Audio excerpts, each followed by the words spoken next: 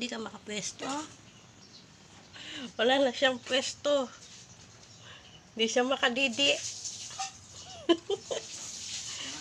Hindi ka makadidi, Ginger. Wala ka ng pwesto. Sus, kaluoy naman. Mamaya ka na magdidi kasi malaki ka naman. Ha? Mamaya na ikaw didi, ha? Malaki ka naman eh. Paunahin muna natin yung mga maliliit. Ito dapat ang magdidi. Ito yung pinakamaliit eh. Ito malaki na to. Saka to. Sige, paspas. Hilot-hilot pa.